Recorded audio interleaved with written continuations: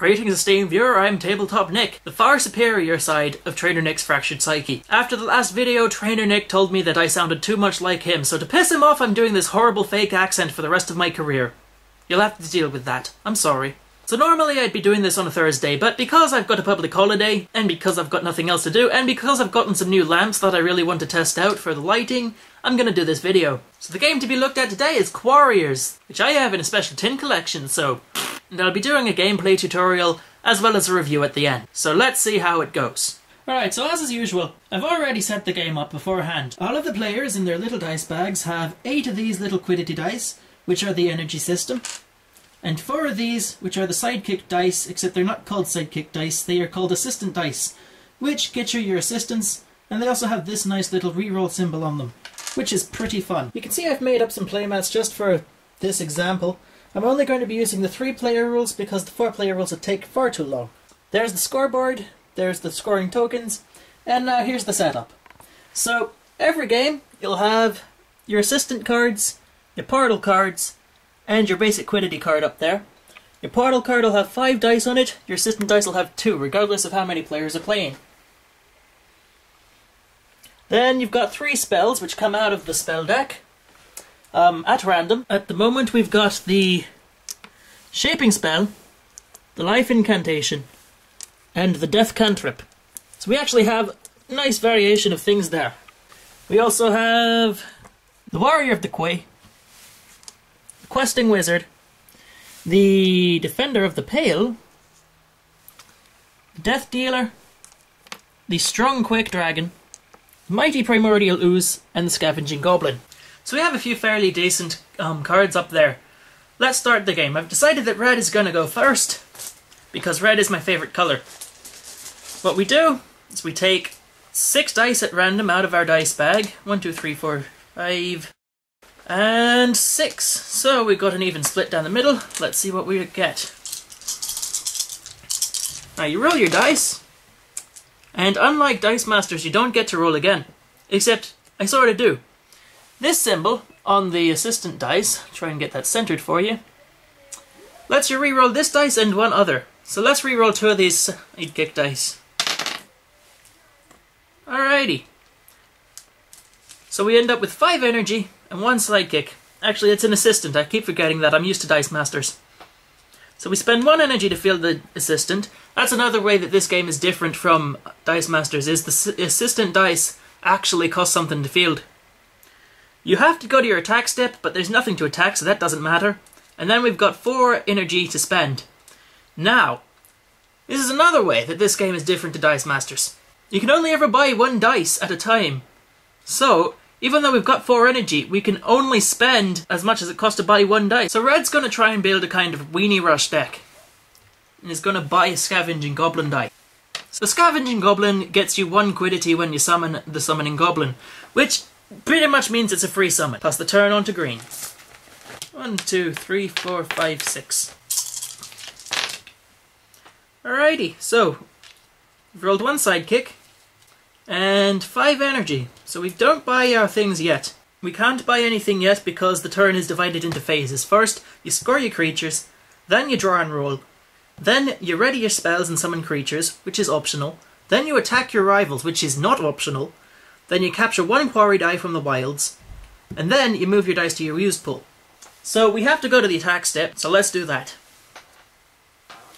You'll notice on the sidekick die, there's its cost and level, there's its attack points, and there's its defense points. So the sidekick, when it attacks, will do 1 damage, which is actually soaked up by the defense on this guy's assistant token, so we don't have to worry too hard about that.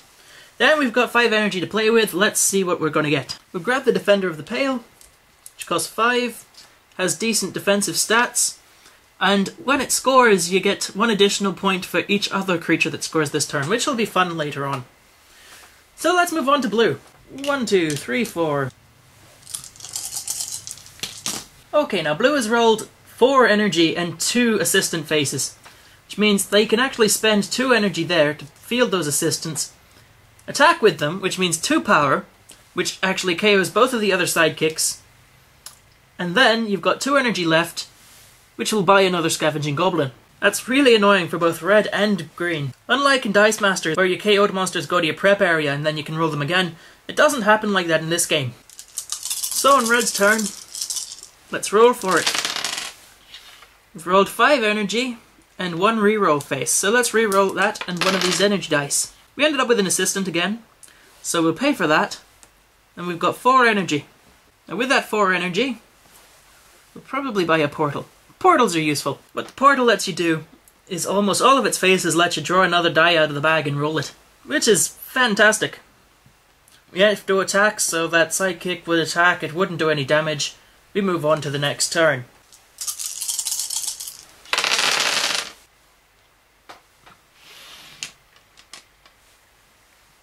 Now green has rolled 4 energy and 2 reroll faces.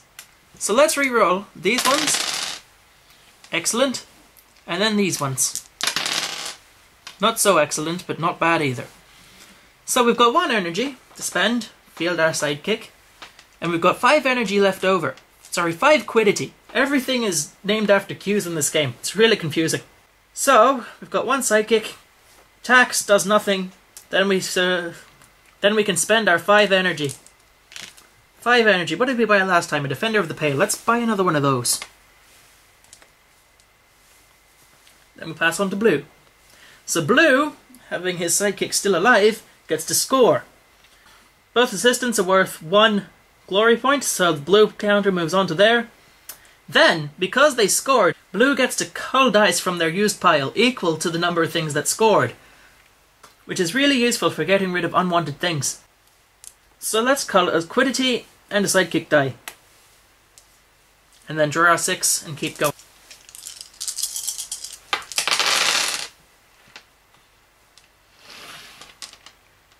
Blue has rolled 7 energy this turn. So with that 7 energy, let's grab a questing wizard, because they're fantastic. And then we'll move on to red's turn. So red finally gets to score. Onto the 1. And let's colour something. We'll lose one of these quiddity dice, because we're wanting to field more creatures. We've got no dice left in our bag, so we add all of our used pile to it in order to draw our 6. 1, 2, 3, 4, 5, 6. Oh jeez. So we've got all 4 of our assistant dice, 1 goblin dice and 1 quiddity dice. Let's see how this goes. 1 goblin face, which is fantastic. That's a free goblin. And 2 reroll faces. Let's go for reroll 2 sidekick dice. We've got another reroll face. Let's reroll them again. Excellent. And we reroll this quiddity and the other sidekick die. And we end up with more quiddity. Alright, so we move those to our active pool. Spend 1 energy to field this goblin, which actually gets us back 1 quiddity, so it's a free summon. We'll use that 1 extra quiddity to place this sidekick into the play. And we've got 3 energy left afterwards. So we enter combat phase. We've got 3 power all up here, which takes out this sidekick. It's fantastic. And then we'll buy another thing. We'll get another goblin. Why not? And then we'll move on to green's turn. Again, green has nothing left in their pool. So, take all their dice back, shake them up a bit, draw out 6. 1, 2, 3, 4, 5, 6. 3 assistants, 3 energy. Let's roll them.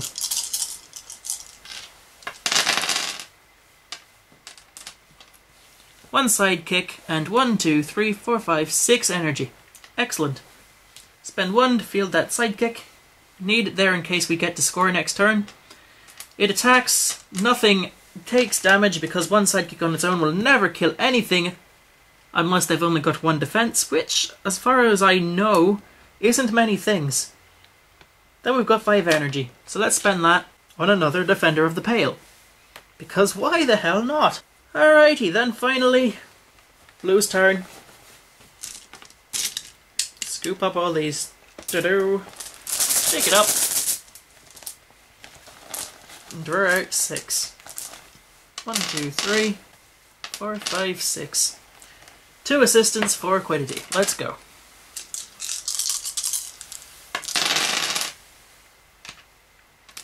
5 quiddity, and 1 assistant. Let's do that. 1 assistant, put the 4 remaining energy into the active pool. That assistant doesn't knock anything out, so we spend our 4 energy on a Warrior of the Quay, which gains 3 attack if the defending player only has 1 character in his ready area. Excellent.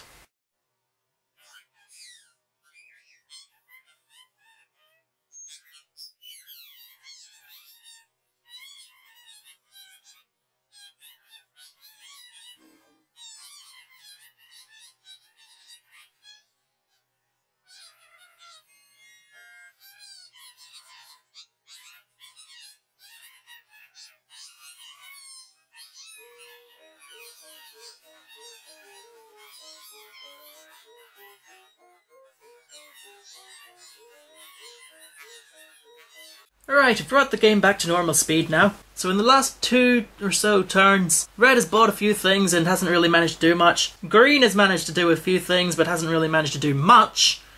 And blue is about to win right now.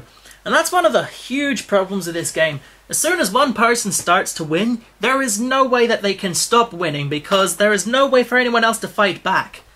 I'll let you see what I mean. Okay, so over here, blue has managed to gain the questing wizard, the Warrior of the Quay, and this little goblin thing. Now all up, their attack power is 2, that should have a 4 on it, but mine has faded off, and a 3, which adds up to 9, which means it KOs almost every creature in the game. So red wouldn't be able to defend against it with things that only have 2 defense each. Blue would be able to defend against it with the Defender of the Pale, but then they'd lose their Defender of the Pale. The questing wizard has 8 defense. When you send your attacking power over, which for red is a maximum of not very much, maybe 8, they could just soak up all of that damage with this thing, which actually has 1 extra defense because of its ability anyway. So blue doesn't have to KO any of their creatures before they can score, whereas the others will be losing creatures before they can score and won't be able to fight back, which leads to situations like this. Alright, so I score all of my things. It's worth 8 points. I'm already on 8, shoots me up to 16, which is long past the 3-player victory range. In the end, there simply isn't any time for the other groups to form up any sort of strategy and fight back. And so they end this game with the blues. Okay, so what do I like about Quarriors? Well, for one thing, it's incredibly customizable. Like, there are a fair few different combinations of setups you can have, which ends up working in the game's favour. Unfortunately, despite all that diversity, it ends up boiling down to one fantastic strategy. The person who grabs whatever the highest cost creature is usually going to be the winner. Because you can only buy 1 dice per turn, it makes a We Knew Our strategy almost impossible. And the lack of a reroll mechanic really reduces the amount of choice that you have on your turn. As I said before, it's really hard for someone who is started winning to actually stop winning, because there's almost no chance for the other people to catch up or fight back. Though I will say that I quite enjoy the cull mechanic. I think the cull mechanic is something that Dice Masters definitely needs to have, because it helps you get rid of those shitty dice. But then again, it only happens if you're the player who's winning. The others, they sort of lose too quickly for it to matter. So do I like Quarriors? Well, not so much. I haven't tried it with other people yet, but I don't see that my mind will be changed too much.